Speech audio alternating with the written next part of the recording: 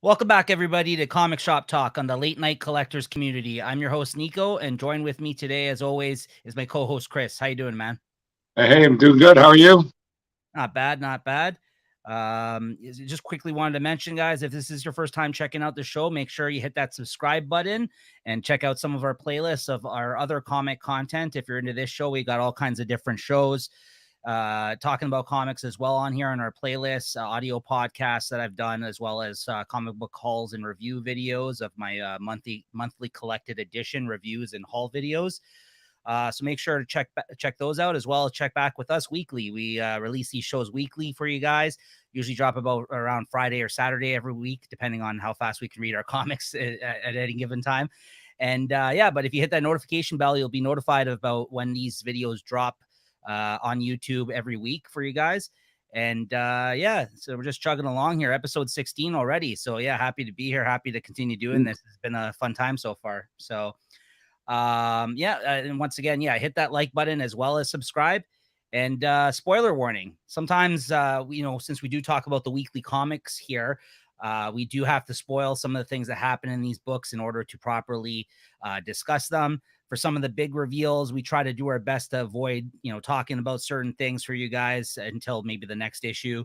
If we can, it can be avoided. So yeah, we try our best. As always, though, I always put in the show notes the times that we're going to be talking about certain issues. So if there's certain issues you want to avoid and you still want to kind of check out the show, but you want to kind of make sure you've read those books and then come back and check us out again, that's usually very useful for you. So make sure to check out the show notes in the description of the YouTube video, or if you see this on an Instagram post, I always put the show notes for you guys, make it a little easier for you to navigate through the discussion.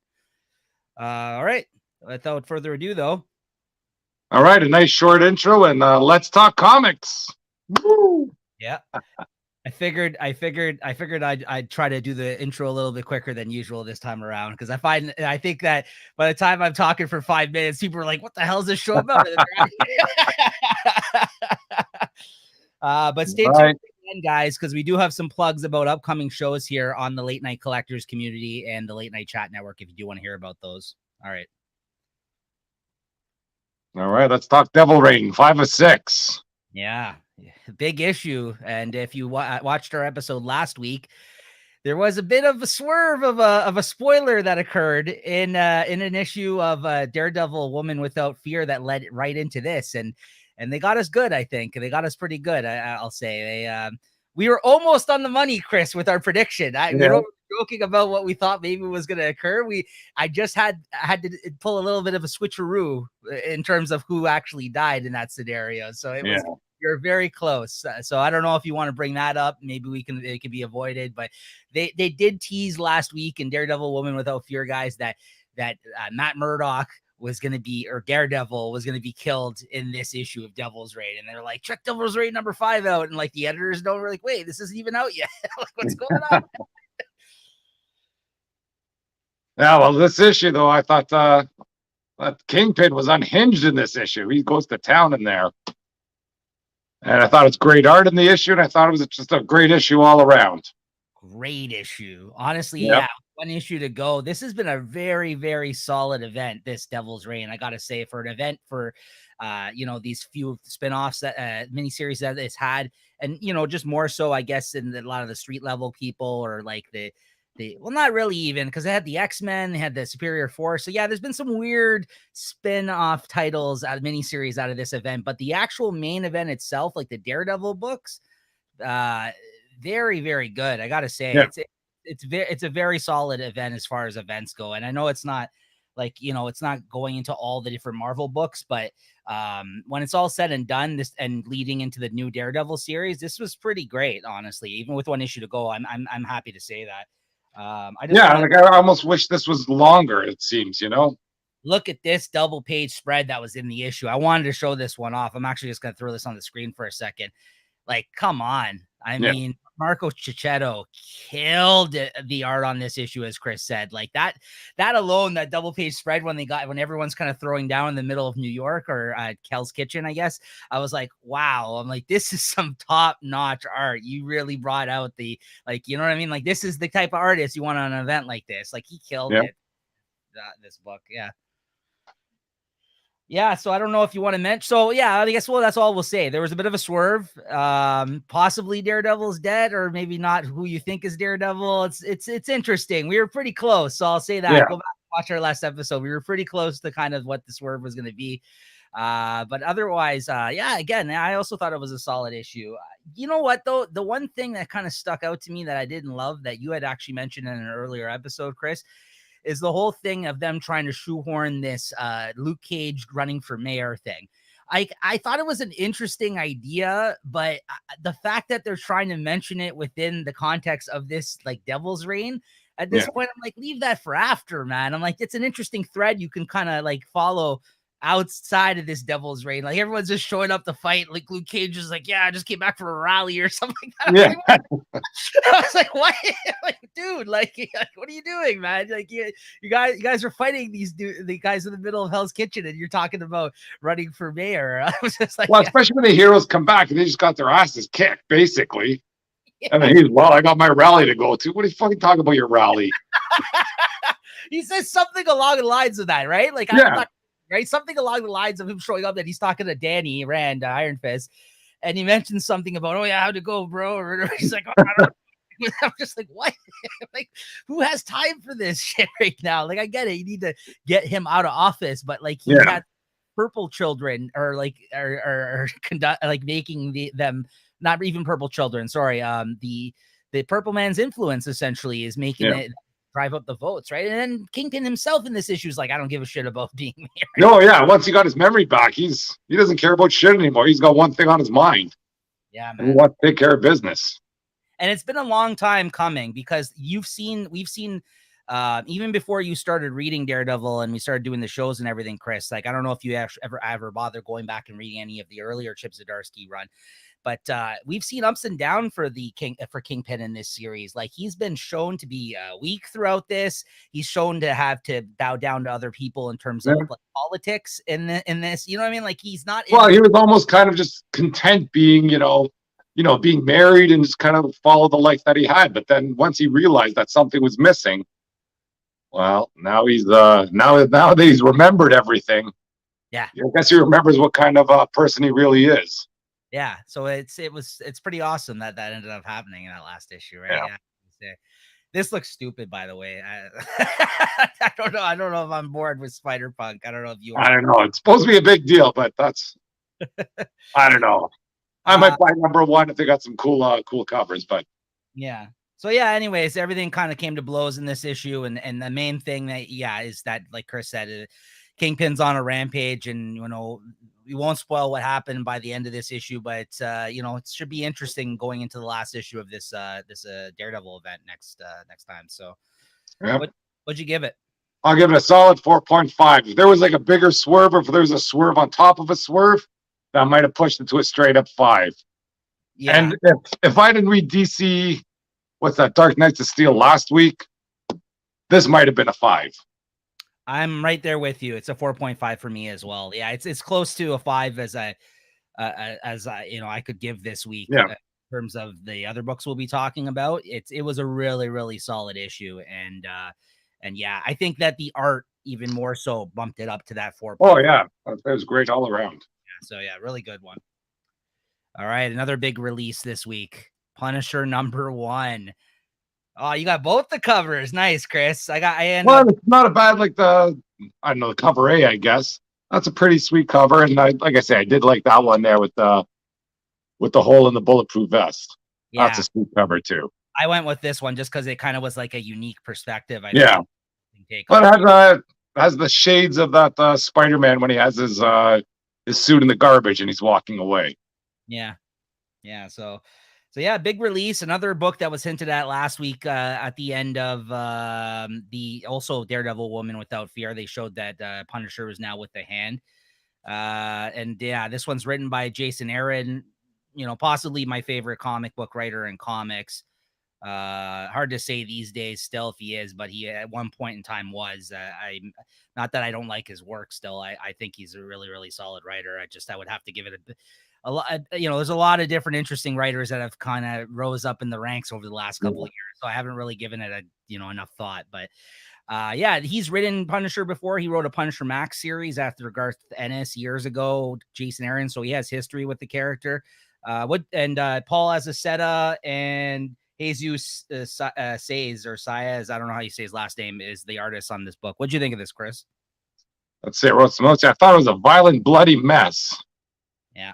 I like the short intro at the beginning, with where that splash page comes out with that's it there with all the little Punisher tiles. Thought that was great. That was great. These are all actual old Punisher runs too that they're showing here, guys. Like these are all actual other popular artists that have drawn the character on different points in time for Marvel, like actual panels and covers from the series. So yeah, that was very cool that they actually made that part of the issue. I felt, yeah. And the enemy though, what's that called? I don't know who they're called. Those guys with the hats on, those Spartan guys. They seem a bit lame. But the motivation or the reveal of the motivation why Punisher joins the Hand, I thought that was a bit surprising. And I'm just happy to see Frank Castle back. Yeah. Same with you. I love that they did that double page spread to kind of show you that this character does have a legacy. And it's a shame in a way that he's been gone for so long in that sense. Like he has, even though he's a character, I guess, that was late to the game in terms of becoming popular. It probably wasn't until the 80s, right, when he actually came out, right? Like, you know what I mean? Like in his own series and stuff like that. I know his actual first appearance was earlier, but like until he kind of came out on his own. Yeah, so it wasn't until like the late 80s probably, but yeah, he does have a long, rich history of good creators, I think, that have worked on the character. So that's why I thought that was really needed, since he's been gone for so long in terms of like actually a series or whatever. It's been a few years, right? So, but yeah, I hear you. Like, I kind of like the idea of these guys, these Greek dudes, or at least they're in Greece in this scene, like, because it's kind of like Ares, the god of war, like they're funneling all these wars essentially. It is kind of a weird villain for the Punisher, I guess, to take on. I imagine he's going to move on to a bigger reveal of a bigger villain, because he still doesn't know who they work for. That's true. But at least it's not like some random mobster or something like that. You know what I mean? Yeah, like, they're part of a Spectre group or something. There's some mystery to who they are and where they get all this tech from. Like, I like that this Punisher take, at least so far, seems like he's grounded in the Marvel universe, because depending on like how you do with the Punisher series, we've seen ones where he's kind of in the Marvel universe but not really in the Marvel universe, and then there's ones where he's like steeped in the Marvel universe, like there's heroes and shit that he's running into and stuff like that. So like this seems to be like somewhere in the middle, like he is, and there is, like, you know what I mean, like I'm sure he's going to run into people, like he's rolling with the Hand and all this other kind of stuff. That's what I mean. Like, I like that idea. And I to be honest, you said you didn't like it. I like the little reveal at the end, what they revealed why he's there. No, I like the reveal. I thought it was surprising, like why he joined the Hand. Like that's something that came out of left field. Okay, surprising. Sorry, I thought you said you didn't. Okay, yeah, no. That's I thought those guys are lame. I hear there's some sort of backstory on why they have those guys there. I think those guys sort of represent. I don't know what they're called. Do you remember what those Spartan head guys are called in there, or no? I'm trying to. I was reading something where the name of the Apostles. Pardon me? The Apostles. That's what they're called. Yeah, maybe I was reading something else then. They're sort of representing all the people that were trying to get rid of the Punisher skull. Like there was some group out there or some company, okay. and that's why they're kind of put in there. Maybe that's why I make them look lame. It's almost a dig at them. In real life, you mean, essentially? Yeah, in real life, yeah. Yeah. I mean, yeah, there's, I think that I read some article about this, a few weeks ago, when they're kind of putting this all up. Yeah. Yeah, to me it kind of, you could be right. I mean, to me, yeah, it was they kind of just represented like Ares, the god of war, and like it seems like they had like a warehouse full of weapons that they're fueling different war efforts with around the world, essentially. Yeah. and I guess channeling hate into the culture, which again is also something that the people that were that's what I think. They're trying to channel hate or whatever, use that Punisher skull as a symbol of hate. I hear you. He's trying to take it back, really, or stop it. Which is what really happened in real life. Yeah, there was a bunch or that's what they're trying to do right now, I guess. Yeah, no, you're right. That's so I can see maybe where he got that. If that is the case, that does make a lot of sense. Actually, now we talk about it, so that's interesting. Yeah, man, I really enjoyed it. I thought this was a great debut issue. I thought the surprise at the end of why he's involved with the Hand was cool. I like that he was running around with a sword in this, like he actually had a sword. Like that was cool. Like I can't say that we've seen him with the sword before, maybe ever. Like I'm sure he's always had him kicking around somewhere. Like look at that. Like I'm sure he's busted out a sword before. Or at least a knife. I've seen him some of those knob ones where he's coming out of the water with the the big combat knife. I will say what I didn't love, and I think it's something he's probably eventually going to get over if I know the character well enough, or if this is the direction he's going to go with it. The fact that the Hand is bringing him people that are bad, like sacrifices, and he's not actually out there hunting them, felt kind of weird. Like it was but he still slaughters them just the same, like not for no reason. I know they're bad people, but it's just like, okay, we got 30 people here. Okay, great. And let me just go chop their heads off for whatever reason. Yeah. But I wish he kind of joined the Hand on his own accord, like not for whatever reason that he's there, Yeah. Because you can see that's going to blow up somehow. Oh, yeah, of course. This is going to backfire. But I mean, at the same time, two other things I like that they didn't shy away from in this issue, because when they said they were going to bring it back and they were going to change the symbol and all this, I was like, you better not change certain aspects of the character. One is, like you already pointed out, is super bloody, super violent. They didn't shy away from that at all. This character is still the character, no matter what his motivations are in this series, or like, you know what I mean, what previously occurred in real life for them to shy away from doing the series for a period of time, which I understand. And two, it was violent and yeah, like again, I just it felt like, again, it just really felt like the character, like it really felt like a Punisher comic, what a Punisher comic should be. Yeah, and they didn't, they didn't shy away from, even in the scenes like with him having the skull before. It's not like you didn't see the skull on it. The skull's on the front cover, you know what I mean? Like, so like it's like the actual old skull like is on here, like right in the armor. So like, yeah, that's so I'm surprised, because I was worried about those things. Maybe they wouldn't reference them and it was going to be some sort of weird. The skull was canceled or something. But the skull is still there. No, so they're still taking ownership of that skull. Yeah, I think they want to, because that's an awesome logo. Yeah, so I dug this, man. I thought it was a great debut issue. I also gave this a 4.5 personally. I also gave this a 4. Yeah, I'll give it a 4. I'm a little on the lower side there. That's all right. Yeah, no, but good debut though, nonetheless. I'll stick with you. Pardon? Yeah, probably stick with this. Yeah, nice. All right.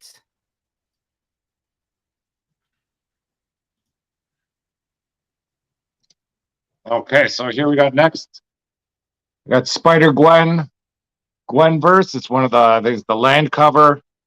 And I think in the series there, it's going to be all pretty much the same pose, but just Gwen dressed up in different costumes, I guess.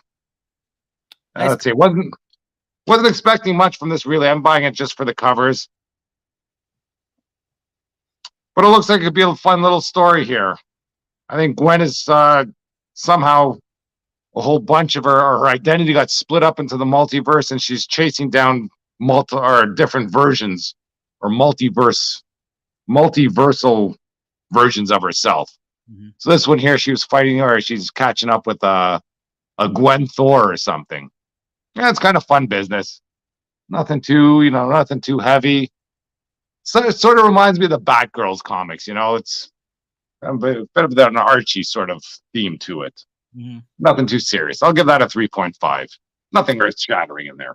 Yeah, and like you said, I guess this is taking place in her universe, like kind of like where the Spider-Gwen character kind of came from. Yeah, it's her universe, and I guess the Spider-Gwen, I forgot which Earth she is in, but she has some multiversal or something, some sort of key or portal to go between the multiverses, because she's supposed to be going to high school, I guess, in our Earth.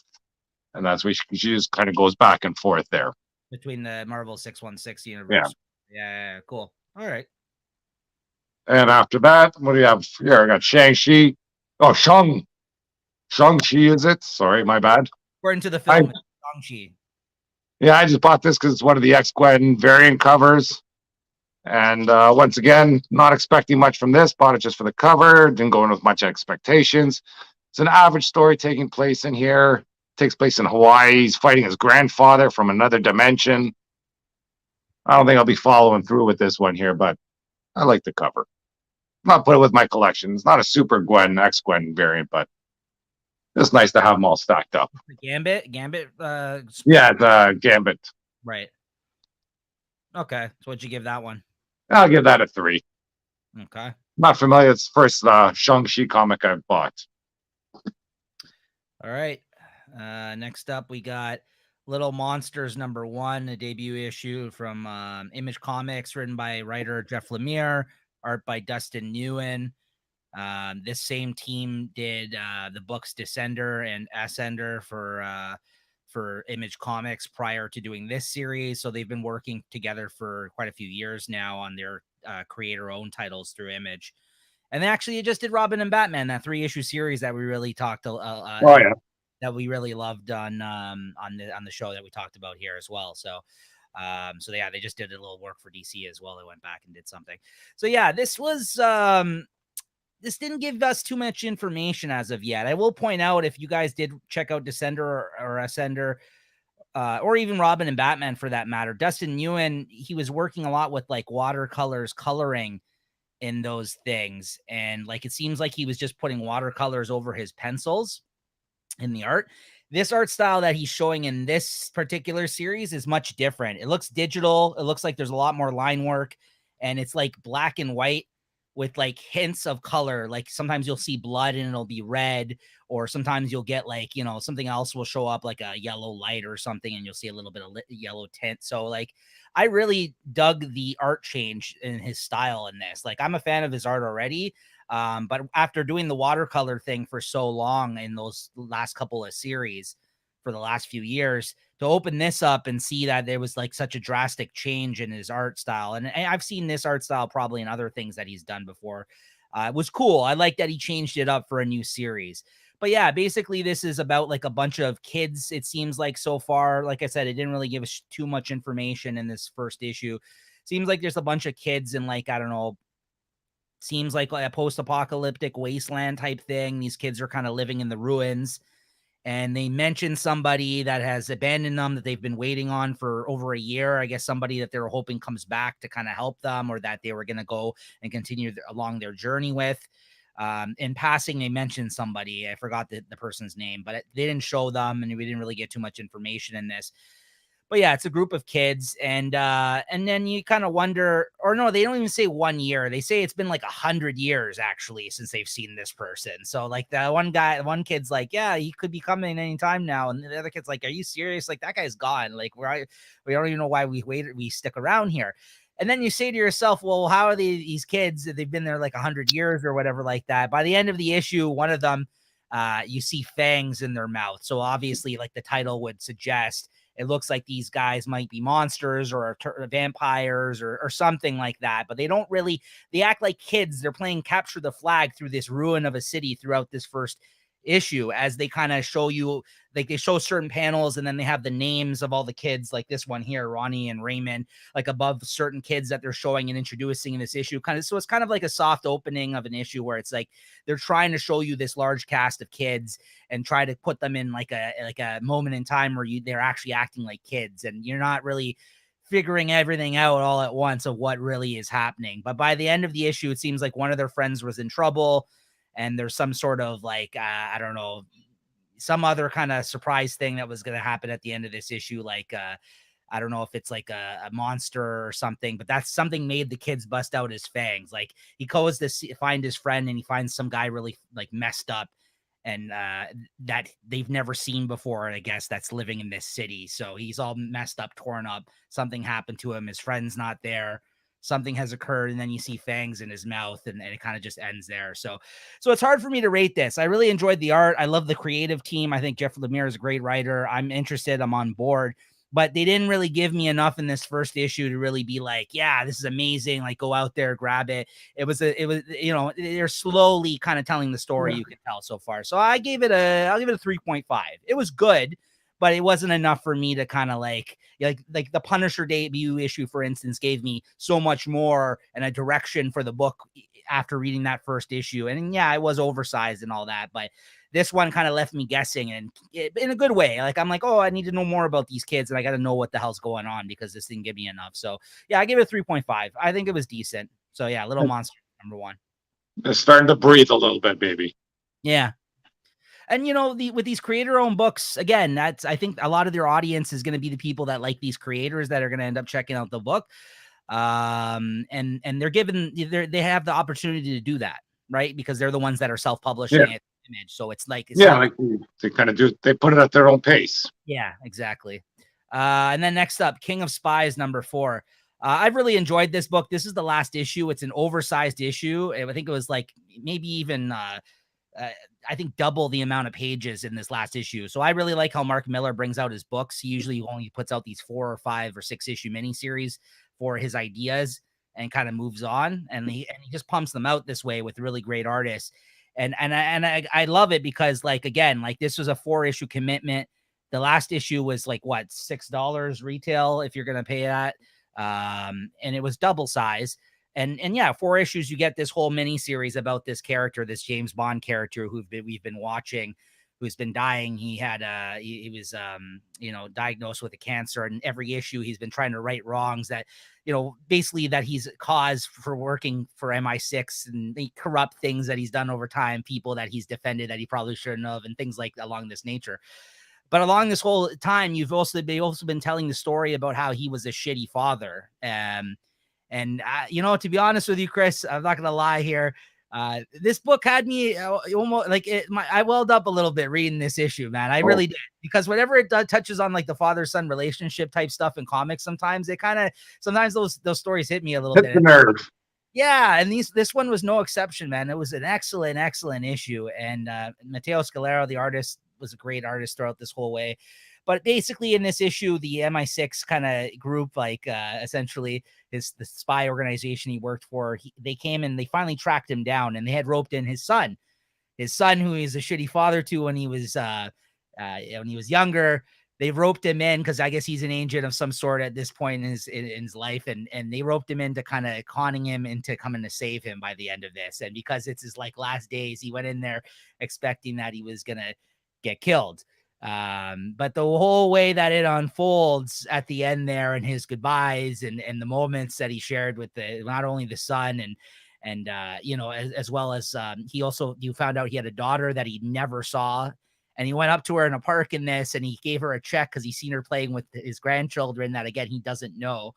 And he gave her this large check for money after he spoke to her in the park, just sitting on a bench or whatever. And she's like, "Oh, I can't take this. Like, I don't even know you." He's like, "It's okay. Like, these children remind me, I wish I like of my grandchildren or something like that. So I wanted to leave you something." So like, yeah, a little bit on the nose and maybe some cornball moments like that, but it was nice, man. It was honestly like, in all 4 issues, you get a lot of fucking death and destruction and killing, as you can see, and you get action, everything. You get all that you would expect from a James Bond moment, but it kind of had like a very nice human kind of end to it. And you actually like felt for the characters, and it kind of, like I said, it hit a note for me. So I give this a 5. I thought this was excellent. It was really unexpected because although I've been liking this the whole way through, I've just been giving it 4s. I'm like, this is a solid book. It's really good. It's really great. But this last issue took a whole different kind of like, but he really used the fact that this is a double size issue, double the size of the regular issues, to kind of put this whole different narrative into play for me right at the end of this series. So yeah, I really, really enjoyed it. So yeah, King of Spies, definitely check it out, guys. If you're a fan of if you're a fan of Bond movies, or if you're, or even, like I said, a little bit more down to earth kind of some storytelling about a man who some redemption kind of story, like like he's righting wrongs and kind of and trying to do right by his family finally in his life. So yeah, it's some good stuff, man. I really like it. Did you find the resolution of the story satisfactory? Or absolutely 100% stuck the landing for me. Absolutely. Yeah, it was great. Yeah, it was really, really good. Yeah, just I don't want to say the whole thing, but he basically. Well, yeah, I don't want to ask you what happens in there, but very good. It's very good. It's very good. That's what I mean. Like, I don't want to get into it, but it was stuck. Yeah, that's the 5. It really worked. Yeah. All right, man. Next up, X Lives of Wolverine. So yeah, I read this one digitally. That's a nice cover, actually. I did see that cover. It's a nice cover. Something's wrong with his teeth, though, but I guess he's supposed to have Omega Red inside there too. Yeah. So this is the series, I guess, out of the two that me and Chris have not been enjoying as much. How about this issue? How did this fare for you, Chris? Well, I'm still hating the time jumps. Yeah. But I seem to be getting a bit of hang of it, the way it goes. It's not so unexpected that, you know, you turn one page and he's in a different time zone, so that's okay. And seems to be leading to something in the end, so I guess that's another positive. But those are some small positives on overall not so great. I will say this issue I dug for the fact the moment I did enjoy in this issue was that they went to Weapon X times, which is cool. Yeah. They actually went to like the, they showed like the, like the overhead view of like the Barry Windsor Smith kind of like looking art of the web, him sitting with all the wires and everything attached to him. And it looked like the actual professor that was working on him in the Weapon X. And I'm a huge fan of Weapon X's story. So like for me, seeing that scene to open up the issue, I was like, okay, this is pretty cool. But then the scientists turn into Omega Red, and then they kind of tapped into this whole thing that happened with the whole Venom, Donny Cates. Yeah, I was going to ask you about that. Like, so they're trying to say back in the day they had access to the Venom symbiote, and they tried to bond it with him. The reason they killed him is because they couldn't control him. Right, but they really just included that strand of the history for the first time in this series. Yeah, in this issue. So but I guess in the real world, like, this would have been wiped from his brain, so we never knew about it. Right, which is the case. It tracks because Wolverine's memory and history of his life has been like that to that point. So yeah, okay, it works in that sense. But to some people, this is kind of blasphemy because they're like, that you it's a retcon that you don't need to retcon. I'm sure it's a nice pop in the story, but come on. It's more for modern readers of and it's not even, they're really banking on the fact that you read that one issue, the Vietnam issue that they referenced because they were making the super soldiers in Nam. They were giving them the symbiotes. Now that was an issue that Donny Cates wrote during his run on Venom that was outside of the main series. So like they're really banking on the fact that that was a popular series. So guess what? We're going to take that aspect of it and we're going to throw it into this Wolverine thing. But at the same time, that Venom series had nothing to do with Wolverine other than the weapon kind of program that they're referring to. So like it works, but at the same time, it's like, again, you're asking a lot of readers to like know all that stuff going into this. Like, it's cool. Like you seem to get it enough, Chris, but at the same time, you haven't read that. So like, I don't know who that's for really, like other than the people that have read that thing. It's just like, oh, okay. Like it's cool. But I'm like, I didn't need that. Like, why didn't you just leave the regular Weapon X? Like, why do you have to well, that's another thing. Like, the Weapon X, it was such a small story when it came out. It was kind of like it's like a back page story. And now Weapon X has turned into freaking, the Super Soldier Serum. The Super Soldier Serum was like one of the Weapon X programs, and it seemed to be this was some big thing running around. Right. And just leave it alone and fucking let it be its good story there, not ruin it. Right. So, to your point, I think I by this point, 4 issues in, I'm a little bit more clear on the storyline. Doesn't mean I'm absolutely loving it though. Still, yeah. Need the reading there, but what'd you give it? I'll give that 3.5. I'll give this issue a 3.5 as well. This issue was probably, I would say, the best issue. Probably. I'd say it's the best out of the bunch so far. Absolutely. Okay, I'll say that much. Yeah. All right. Next up, X Deaths of Wolverine. There we go. Death Wolverine. There we go. So what'd you think? I'm starting to like this series though. It's gaining some momentum here, I think, for me. I love this. I think it's great. I love this series. Yeah. Terminator Wolverine, man. I'm telling you, that's all I'm calling it. But I love it. I think it's great. Like I like this whole thing. I think it's getting better and better. I think this series should have been Inferno. Like, it seems like this is where Moira McTaggart is trying to burn the place to the ground. Like that Inferno, that's what they were teasing the whole time. Yeah. And nothing happens. And here, like, freaking looks like stuff is going down. So I'm digging this, that's for sure. Yeah, there was a great scene in this where the Phalanx takes over by the end of the issue, like because he gets shot with the gun that took away. With the forge that you saw in Inferno that basically took away Moira McTaggart's powers to come back to basically takes away their mutant powers. Yeah, and so basically she couldn't restart the whole lives again type of thing. Like she couldn't restart timeline because they zapped her with it at the end of that by the end of that series. So the fact that they did that to Wolverine and took away his healing factor, the thing that's saving him from the actual phalanx that's actually infected his body, like because he's half machine, half man there. I was like, that's pretty cool. Like by the end of that, I was like, that's really neat. And like you could see it like taking him over, and he's just like, like shit, like you gotta like my healing power is gone, my healing factor is gone. Like I'm gonna be like full phalanx in a second. And I like that his kids showed up and his clones and whatever. Like that.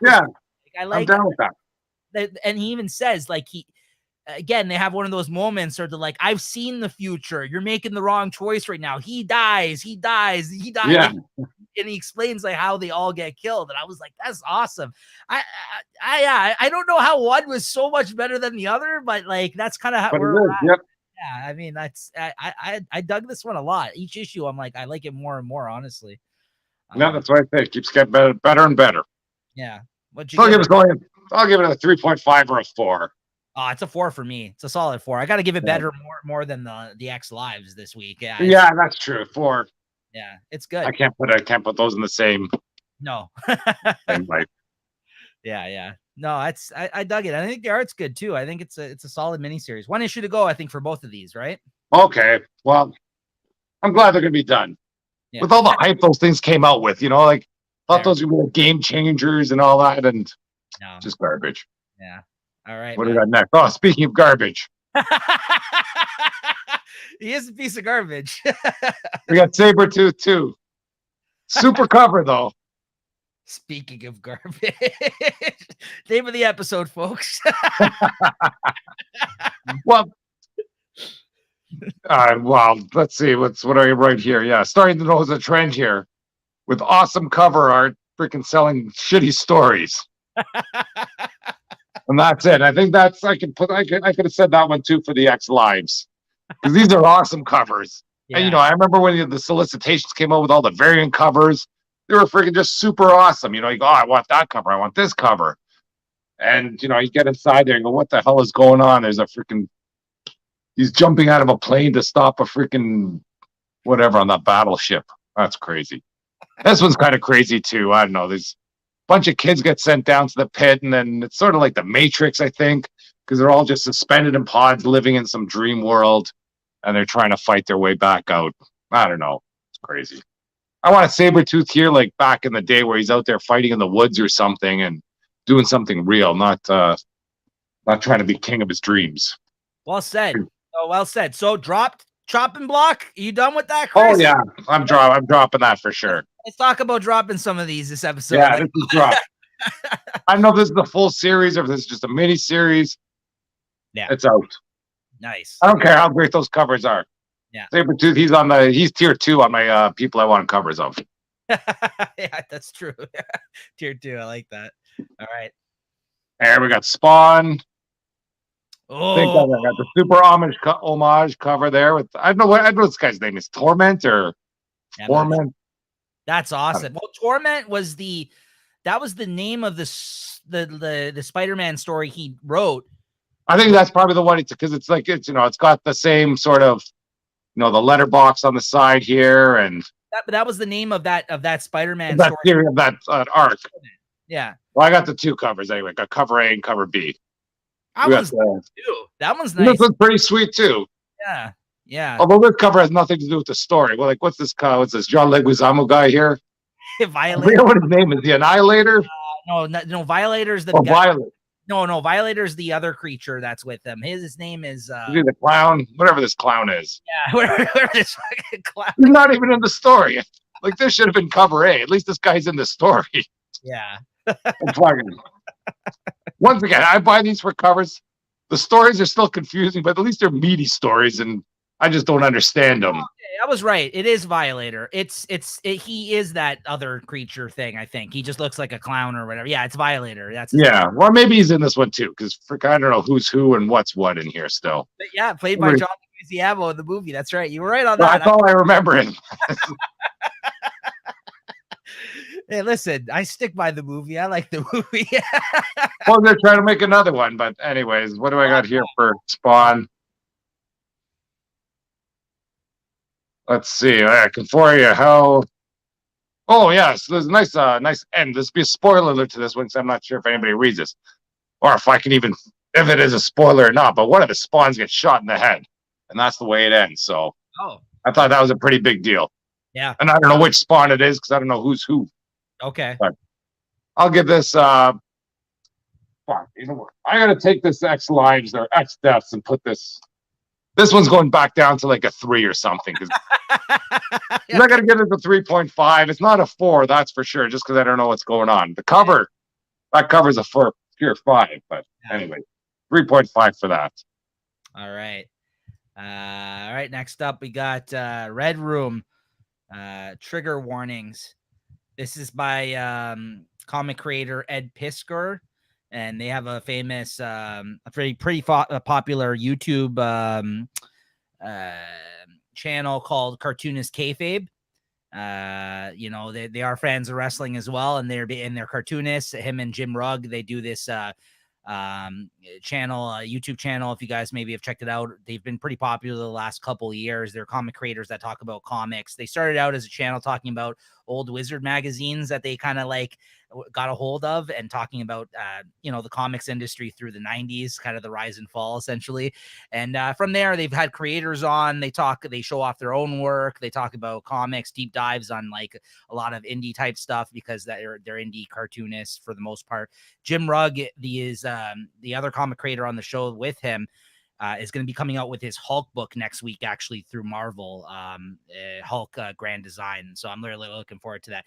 Now, Ed Piskor brought out this. This is the second of a second 4-issue miniseries of this thing called Red Room, and Red Room refers to like one of those places on the net where you can basically, you know, it's underground, you know, dark web type shit, where you can go in and essentially see people kill other people live, right? And you pay for it through Bitcoin. So he kind of thought of this really dark, messed up idea, because he thought it was, you know, through the pandemic. I don't know what channeled into this, maybe because of what was going on, but he's like, I think that comics need to be more hardcore and dark, and we need to bring some of these like kind of like comics that were from back in the days, in the indie, a lot of the indie stuff that was coming out back then.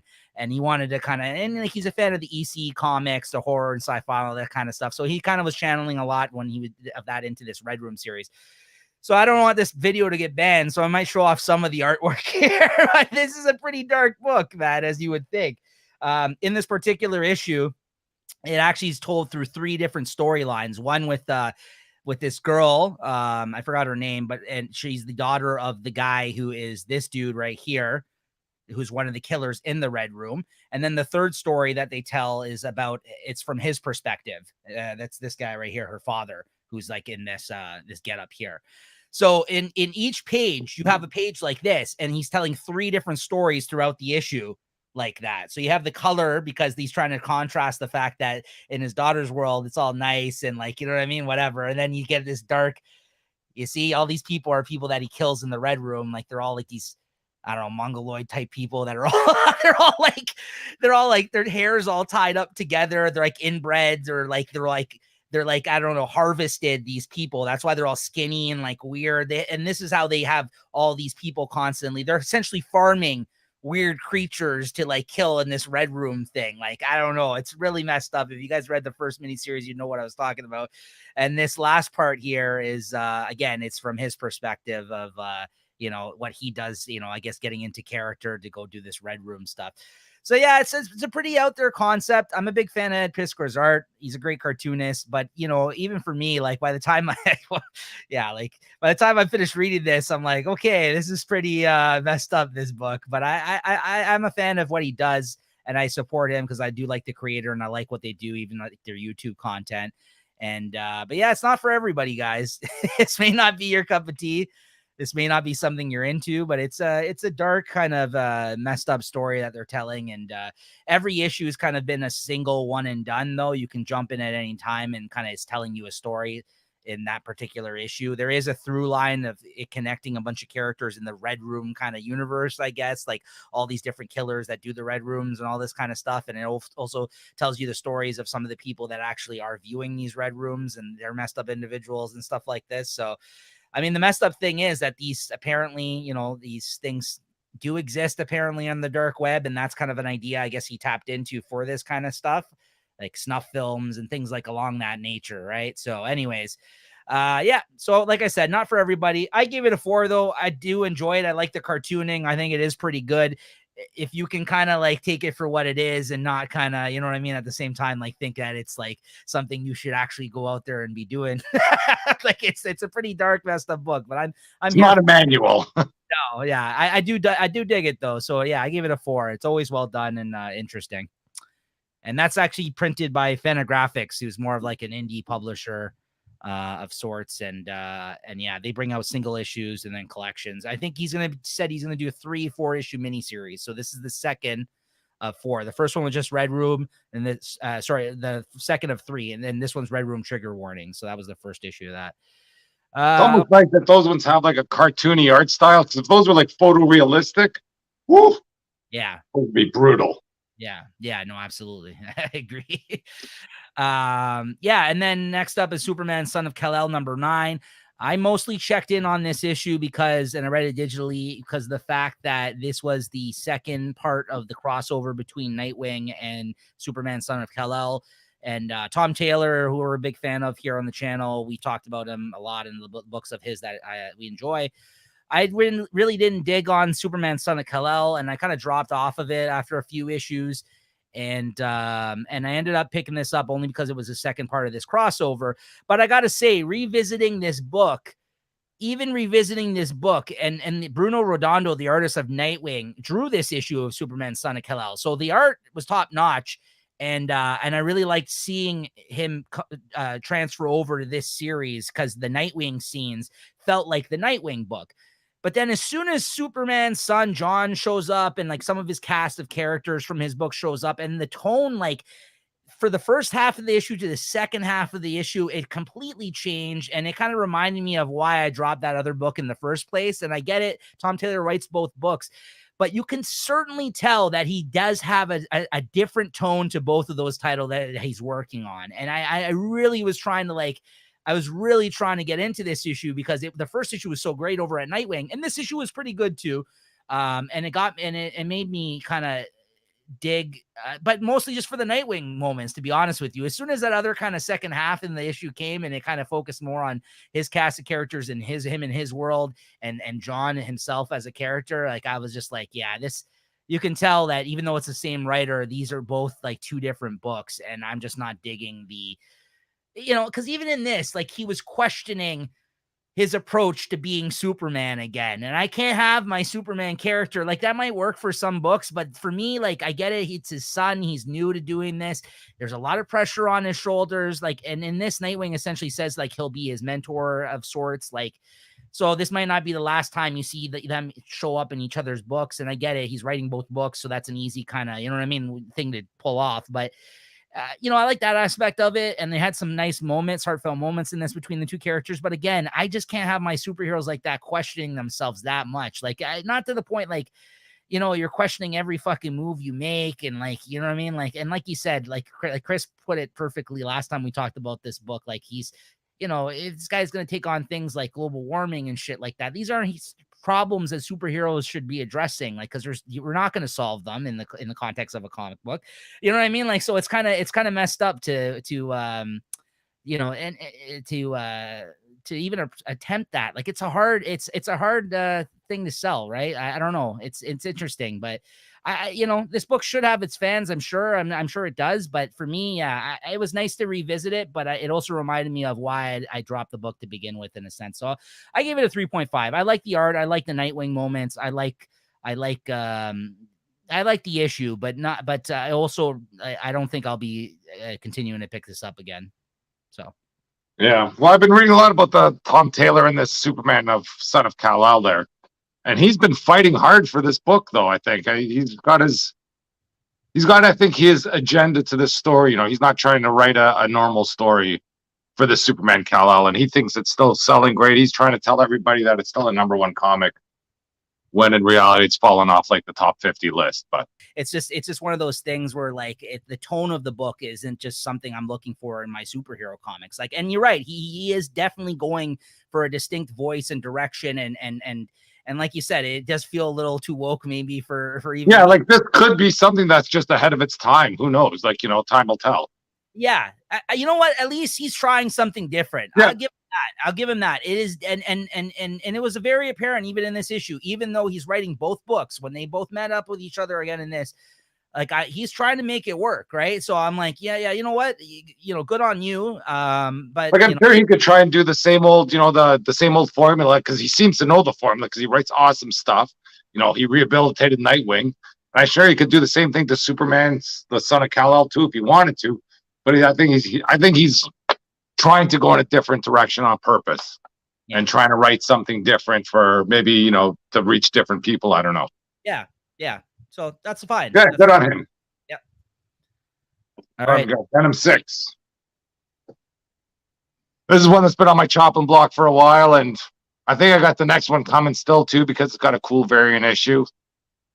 And it kind of swings back and forth. There's stuff with Dylan Brock and Eddie Brock. The Eddie Brock stuff is good. They're sort of dropping all these big characters. There's Bedlam, and then I don't know, but it's still a tough read for me, though. I'm still waiting for this series to take flight. It's been sort of breathing. I think Liz Allen is in here. I don't know what she's about. That's from the Spider-Man days. But Venom does tease a power-up unlock. Because he says once he bonded with Dylan, that he felt something different, but Dylan's kind of keeping it suppressed. So maybe that can be something that's going to show up sometime. And yeah, but in this issue, they're in some hick town, and I don't know, Dylan is part of some gang war or something. It just seems to be filler again, So I'm not a big fan of that. But with the teases and the ending there's a little, I don't think it's a spoiler, but you have Bedlam sitting there because he's chasing down Venom, and they're going to do something with that. So at least they're going to tease a battle between them coming soon, hopefully the next issue, because I don't want to buy 8 or 9, but looks like I might be. So I'll give it a 3.5. So it's still on the chopping block, or are you just still on the chopping block, not yet chopped, because I got a variant issue coming in for 7.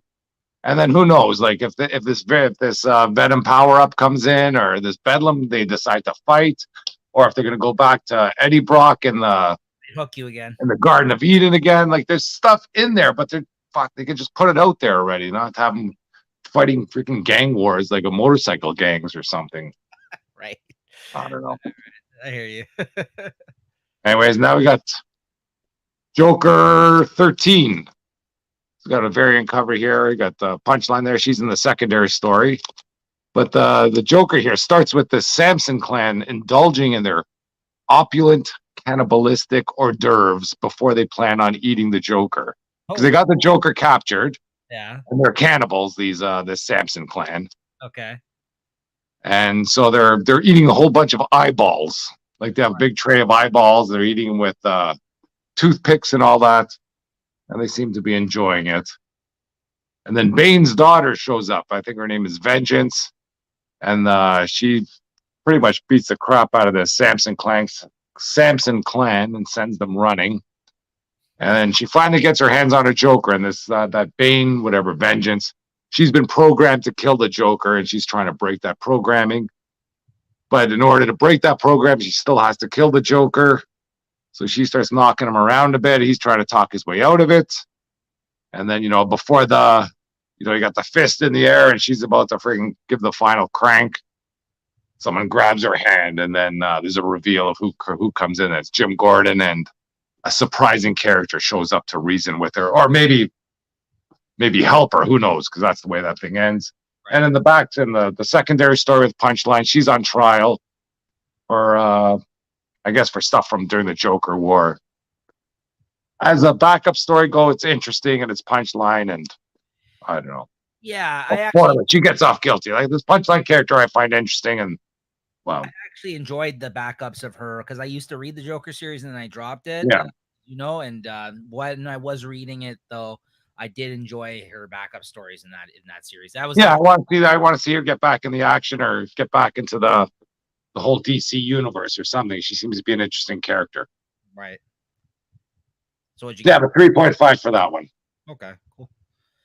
All right, next up, Strange Academy 17. I don't have too much to say on this, as if you guys remember on the last issue, it kind of left it on a sour note where it was like that one kid got left at the school high school dance because his girlfriend or person I guess he was hoping is going to be his girlfriend. She stood him up because she was trying to help out another student that was getting expelled.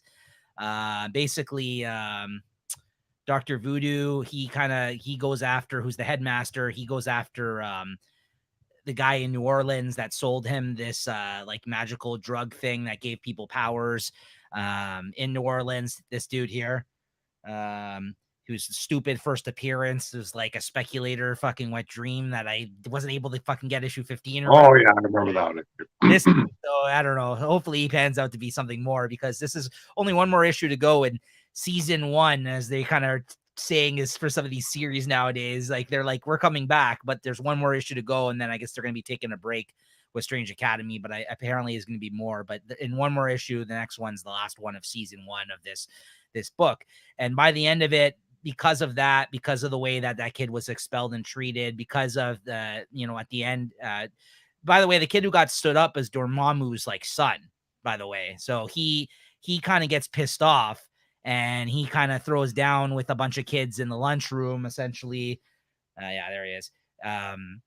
By the end of this issue. So there's a lot of drama and kind of, teen angsty stuff happening, as you would expect for maybe a book like this. And by the end of it, everybody at the end of this issue storming out of the school and saying that they're all leaving the school, essentially. Like there's a lot of people that fight with one another. And because of some of the choices and the pressures that the teachers have put on the children, that is identified through the characters in this issue of things that have been leading up to this point, obviously, they're all kind of fed up. And at the end, you get like a panel of them all kind of storming out of the school, and they're like, next issue's the last issue, right? So I'm like, oh no, what's gonna happen? Here's all the kids leaving, and those dramatic walkouts. This is okay. I gave this a 3.5. It kind of bounced around, and you can tell that they're obviously trying to work their way to the ending right now. So, but they didn't really get to spend too much time on anything specifically in this one, because they had work to do in order to kind of, gear up for the ending and the last issue, the next issue. So I kind of felt like they didn't really deal with the fallout of that kid getting stood up to my liking personally, because that was a big moment at the end of the last issue. And in this one, it was like, oh yeah, he'll get over it. And I'm just like, what? And that's when he kind of blew up in the lunchroom and like started fighting people, because they all are saying that he's destined to be a bad guy because he's Dormammu's son, right? And he kind of, his true colors, let's say, boiled to the surface in this issue because of that. So that stuff's interesting, but I mean, yeah, I gave it a 3.5 this issue. It's a fun series. I really do enjoy it, and I'm looking forward to the next season when that does come out. And then lastly, Devil's Reign Superior 4, number 3. This is the last issue of the 3-issue miniseries of this weird and possibly favorite of the miniseries that I've read that spun out of Devil's Reign.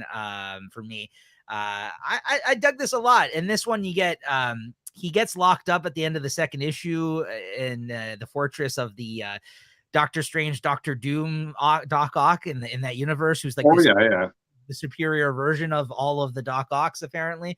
And at the end, and he kind of brings over all the other versions of himself that he brought there to take him down over to his side at the end of the last issue too. Like, and in this issue, the Hulk, the Wolverine, Ghost Rider versions of Doc Ock are all kind of hobnobbing with the Doctor Strange, Doctor Doom, Doc Ock guy.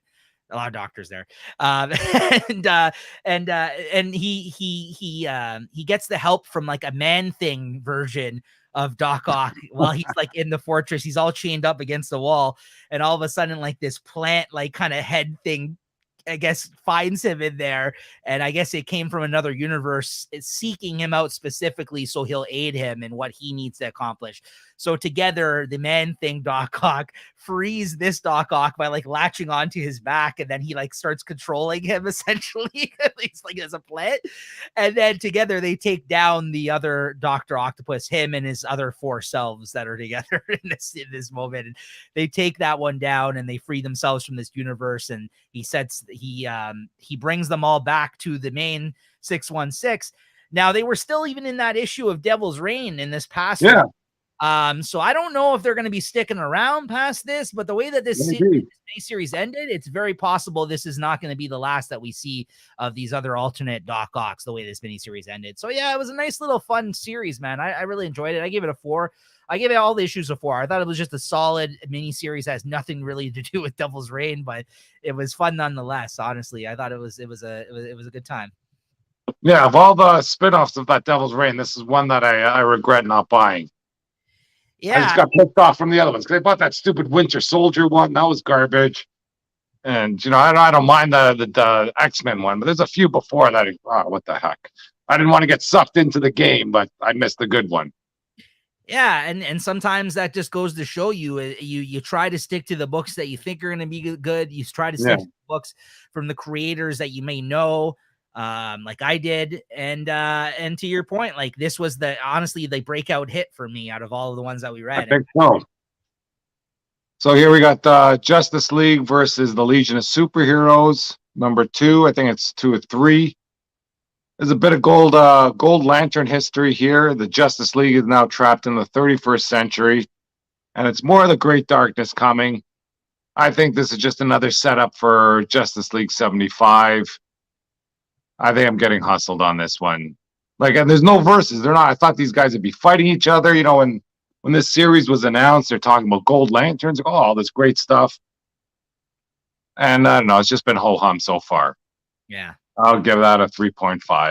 I think you've already bought into the ordering the miniseries, I guess, at this point. Like you can't drop it at this point. I can draw. It's only 3.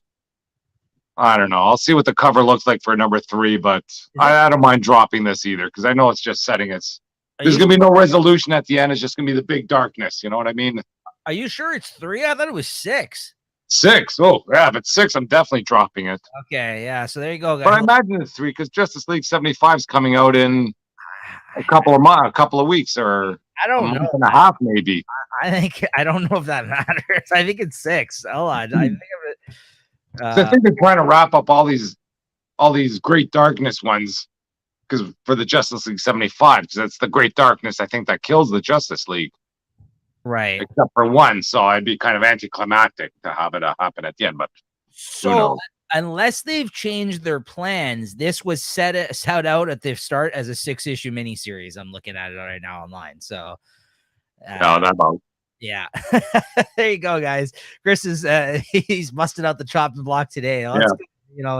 We're deep enough in it at this point, Chris. I think you got to start letting go of some of these. Yeah, well, after these couple of weeks, I've been freaking banging out some fucking big credit card bills on these comics. But all right, so possibly the start of a new segment here that might appear now and then. This is something that we talked about a book last week, guys, and that was the Dark Knights of Steel that actually had our favorite book of the week, me and Chris, last week. It was such a big reveal that we really didn't want to wait another month to talk about the reveal and what exactly happened. So we figured we'd do a bit of a check-in. And Chris, you actually also wanted to show off another variant cover you got of this series. Yeah, I got the variant cover for Dark Knights of Steel number 3. This was kind of thrown in my pull bin by accident. But I think it's a pretty sick cover there, especially with Superman, with the halo going on there. Everybody thinks he's such the great hero. And in the last Dark Knights of Steel, we find out that may not be the case. Yeah. So how about that? That swerve there of him basically taking out Batman, it seems like, almost at the end of that. Well, yeah, they find the kryptonite. Yeah. And then, Batman shows it to Superman or whatever, Kal-El, whatever they want to call him there. Goes, hey, man, I found this. I should have told him. He reveals to him, I guess, his bastard history. Yes. And then Superman, wow, just out of the blue, turns that page and fucking drives that kryptonite right into his chest. And you think that's the big swerve. Yeah. And then when he falls to the ground, the people that find him, you think just villagers. I don't know. You want to reveal that one. And then it's one of these situations. No, yeah, of course, it's the Kents. And now we're getting like a swap of origin stories in a sense where instead of when he hit the earth, his parents were alive at the start of Dark Knights of Steel. Like that's what they instead of just dying on Krypton, they were alive and they landed with him. And that was a bit of a difference, right? And then instead of him getting raised by the Kents as a result of that. And really what a lot of people point to is what instilled the good in Superman. So he wasn't like a Zod type character about domination, almost like akin to Dragon Ball in that sense, with the whole King Vegeta kind of shit. If you want to even relate it to something like that, where these people come from planets where they're conquerors and destroyers, and then all of a sudden, because he was raised by humans, the Kents caring humans, Yeah.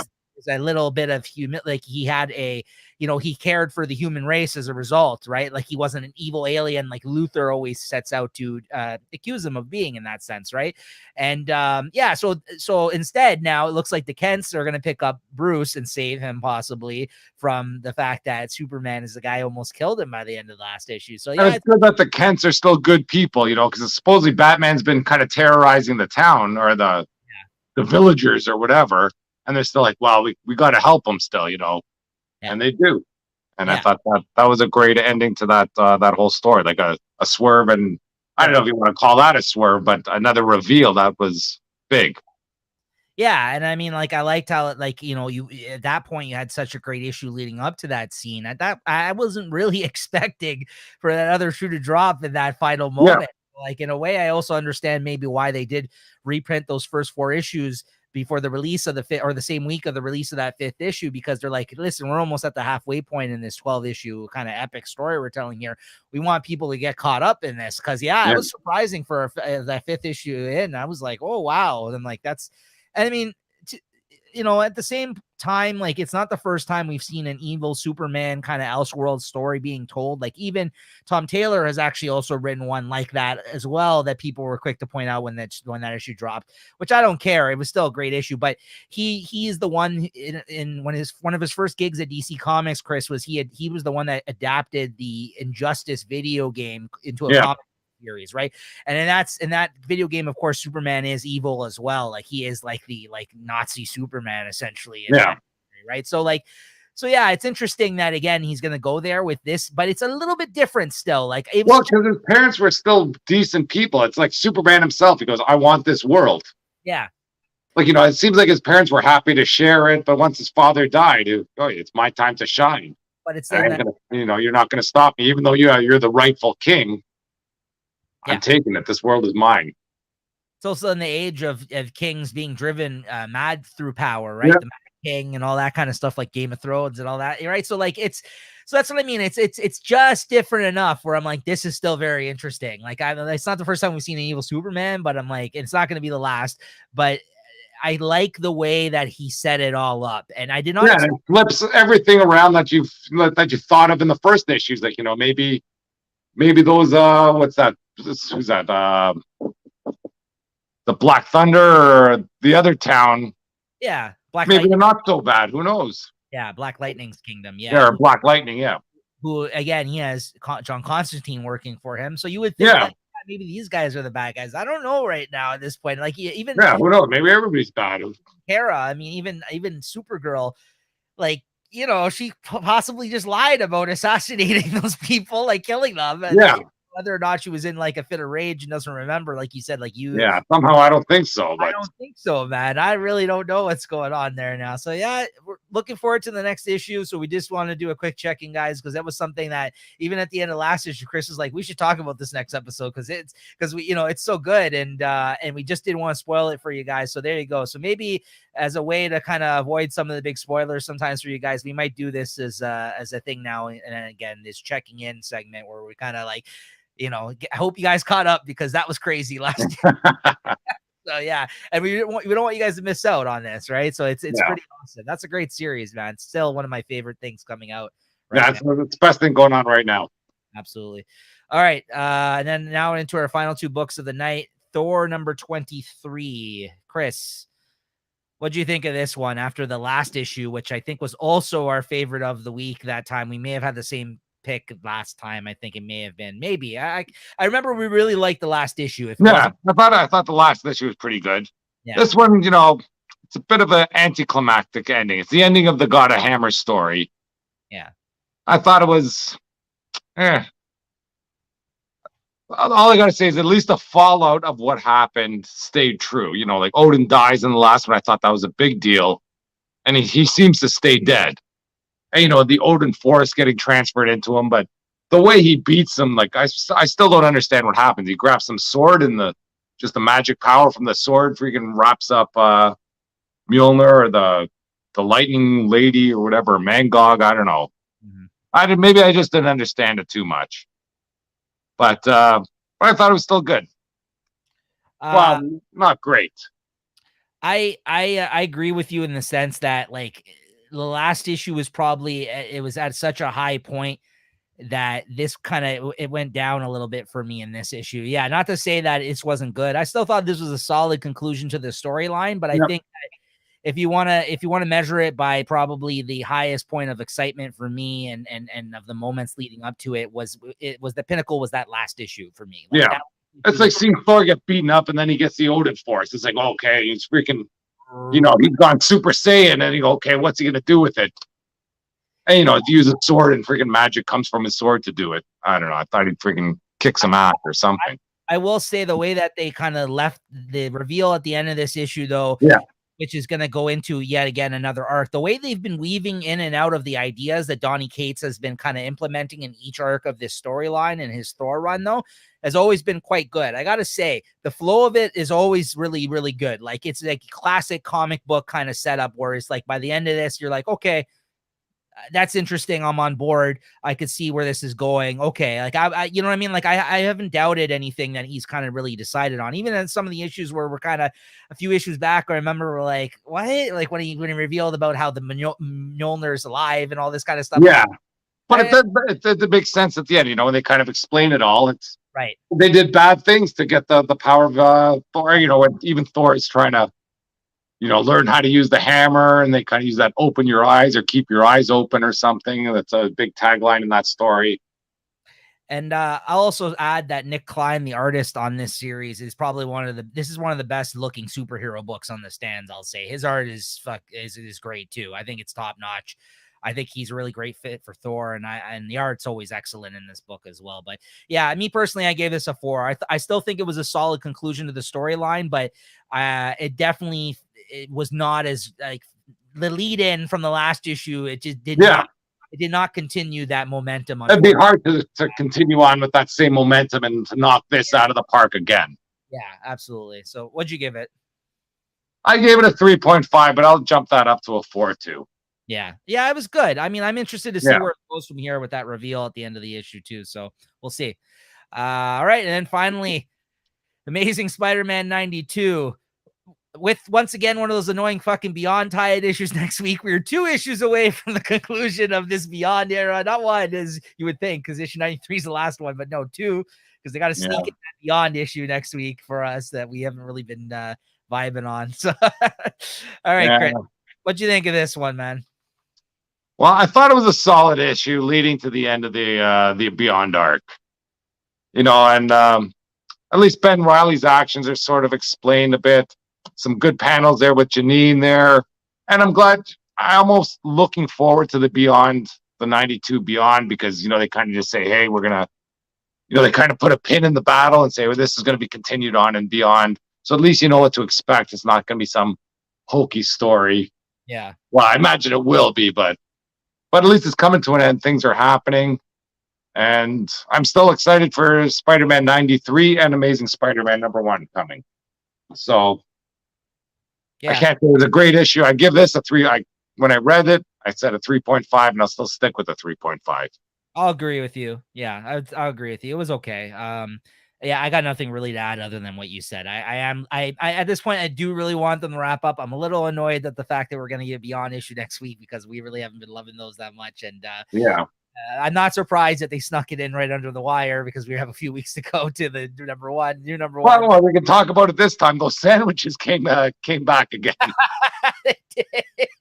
When he was in there, those sandwiches started attacking him or something, you know?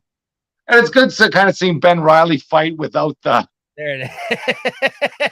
You know, without this layer of responsibility. You know, he just wants to go there to get Maxine, and she seems to be afraid of him coming too, you know, like. You know what though, Chris? It's a little annoying that one issue to go in this Beyond era, though, one of the highlights of the issue was the sandwiches attacking. I'm just like, really? I was like, I'm like, is this where we're at, man? Like, which don't get That's me where we're at. That's where we're at with Spider-Man. don't get me wrong. It was funny to see it because we just had such a fun time recounting that moment after we forgot to talk about it on the show. So for me, I laughed. I was like, that's hilarious. But like, Yeah, I'm glad they brought the sandwiches back. And it is a sad state when that's the best part of the story. I did pause though after that moment. I'm like, what issue to go? They're fucking doing this thing with the sandwiches again. I don't know. Maybe they're going to start a series with the sandwiches. I don't know. Sandwiches Beyond. All right. Well, there you have it, guys. That's going to do it for our this week of comics. The week of, which I should start saying at the top of the show, March 9th. Oh, yeah. March. Comic books. Of course, DC had to screw things up and they come out one day earlier now, but I'm going to say still on the Wednesdays. Yeah, Wednesday's the comic book day. That's right. Okay. So, Chris, do you want to mention what you're going to be picking up next week? Yeah, I'm going to try and get Carnage 1. Amazing Spider-Man 2, 92 Beyond, or Amazing Spider-Man 92 Beyond, Avengers 54, looking forward to that. X Lives 5, looking forward to that. I think we got the World's Finest Batman Superman coming out. Yeah. See what happens there. Justice League 74, I'm not really looking forward to that because it's still part of the old story. And Nightwing 90, I kind of threw Wonder Woman 785 in there. I don't know if I'll pick it up or not, or if I'll get it or not. And Scorch 3. All right. Yeah. So yeah, a bit of a smaller week for us next week. Thank God. It looks like I got a Amazing Spider-Man number 92 Beyond. So yeah, this is for the week of March 16th too, by the way, guys. My birthday. Yeah. Oh, Austin 316. Yeah. Nico 316. That's right. That's right. We got Batman, Superman, World's Finest. Yeah, as Chris said, number 1. Batman the Knight, which I'm going to be continuing with, even though I tried to take it, hit it with the chopping block there, but apparently it's going to stick around with Zdarsky being on the main title. So number 3, I'm going to be picking that up. Justice League 74, Nightwing 90, Reckoning War, Trial of the Watcher comes out next week. Yeah. I don't know if you had that on your list, Chris, but I saw it there, but maybe I'll read that one online. Yeah, we got Silver Coin, and we got the conclusion of X Lives of Wolverine. So out of those, I would say I'm most looking forward to this Batman, Superman, World's Finest, Nightwing 90, and this Reckoning War, and the conclusion of X Lives for that matter. I mean, I'm looking forward to that too. Yeah, it was pretty solid. So I'm hoping that if my pre-order comes in for that Batman, Superman, I think I got a sick cover coming. Oh, really? Nice. All right. So yeah, that's what we're looking to grab next week, guys. Make sure to tune in as always. Should be a good one. And all right, moment of truth, our favorite book of the week. Yeah, I keep on forgetting about that one. Well, I'm ready then. I guess I'll give mine then. I got mine here. I know what it was. So I guess it shouldn't come from as any surprise through our discussions here today. I think this one's quite obvious. Although I will say the runner-up for me was Devil's Reign number 5. So I almost gave it to that. And but I got to go with King of Spies number 4, just because, any book that kind of moves me emotionally as this one kind of did unexpectedly and and stuck the landing to make it a successful 4-issue miniseries for me. And quite frankly, the best issue of the series. So it really ended on a high note in that sense. I got to give it to King of Spies number 4. I got to give it Devil's Reign. I don't blame you. That's my run. Yeah. I don't blame you. That's a good I haven't done no King of Spies to pull my heartstrings, so. That's a good one, man. That's good. All right, there you go, guys. Those are our favorite books of the week. Make sure to go check those out. Devil's Reign 1 issue to go, and King of Spies is all complete now. And, I'm sure trade paperbacks to come in a couple months down the road if that's how you guys read these things. But yeah, make sure to subscribe to the channel. Once again, hit that like button, hit the notification bell to be notified of when these videos drop weekly, as well as all the other content here on the Late Night Collectors community, which I quickly wanted to mention. This past week, we actually just dropped a new video of Cracking Packs with the Chat, episode 51. We just celebrated our 50th episode of that the week previous. And in this episode, me and Christine, if you guys are into the Pokemon cards, Cracking Packs with the Chat, we open up different types of trading cards, sports cards on that channel. Chris actually will be with us in a couple of weeks. We'll be putting up an episode of Chris opening up the new Series 1 of the Upper Deck NHL cards for this year. So that'll be a lot of fun. And so I look forward to that. So yeah, if you guys are into cards at all, you know, we just kind of just chat like this, casually chat, and we kind of, you know, shoot the shit, and we kind of open up cards and we show off the cards, the pulls that we talk about collecting cards and this kind of stuff. So those are always a lot of fun. And me and Christine just opened up 2 ETBs of the newest Pokemon card series, Brilliant Stars, on the newest episode that just dropped this week. So yeah, so look forward to more of that. I got some other ideas for different shows and things in the works right now. Different, you know, things probably involving comic stuff that I'm going to be bringing to the channel. So make sure to check back for those things when they are announced. I'll mention them here. And, you know, me and Chris, you know, me especially originated over on our other YouTube channel here, the Late Night Chat Network, which is, you know, we do the weekly late night chat show amongst a bunch of other different types of things over there. So if you guys have yet to check that out, that's where this show originally aired. And then we kind of transferred it over to the Late Night Collectors Community, our sister channel, to kind of more focus on the aspect of collecting and hobbies and this kind of stuff. But me and Chris actually going to be doing a live battle next week where we're going to be doing movie soundtrack battles. So that'll be a lot of fun. It's been a while, and been a while since me and Chris did one. So that's kind of where we play music against one another and try to get votes out of the viewers. So we are going to be doing that next Friday. I guess that's going to be the 18th. So if you're interested in that kind of thing, check out the Late Night Chat Network YouTube channel. Probably going to be around 8 next Friday live battle, movie soundtrack battle. You might even hear some superhero movie soundtracks. There's some good ones out there. So maybe you guys will have. Yeah, I think it's be my favorite songs versus 8 Mile or something. Versus the soundtrack of 8 Mile. What do you got here? Oh, I got this from the soundtrack of 8 Mile. Boom. No, I don't know. That's a good idea, though. I didn't think of 8 Mile, so maybe I'd be number one on your list. I got no 8 Mile on my list. I'll tell you that much. One thing we didn't talk about, though, is if we're going to go the official soundtrack stuff or the movie score sound. You know what I mean? Because there's some that you can bust out the soundtrack, but it's actual songs from artists from other projects that they just threw on. Because there's the official soundtrack, and then it's the music inspired by soundtracks. Are we being? Well, that's up to you. But I'm trying to pick songs that were in the movie, and you know, but it depends how you go. Like I'm thinking, you know, if the movie's good, or if it kind of brings you back to that right scene in the movie, maybe, or okay, I'll try to match or that. It's a great song. Who knows? You know, we can depends how it battles it out. That's you know, that's always part of it, guys. Is the viewers, it's the voters. Voters got the power. You know, we can decide how they want to vote, but I got no purple man power. Yeah, so there you go. The voters rule. Not gonna be able to sway any of your votes out there either way, guys. But it should be interesting. We gotta build that Chris Army up again. Always a lot of fun. So yeah, make sure to check it out, guys. If you don't check it out live, it will be there on the Late Night Chat Network. Hopefully some of this music gets blocked as a result of us airing it. So we'll have to see, especially when it comes to movie soundtracks. It's, you know, it's you may not be able to watch that one past its airing. You gotta watch it live. It's uncensored and it's all there. That's true.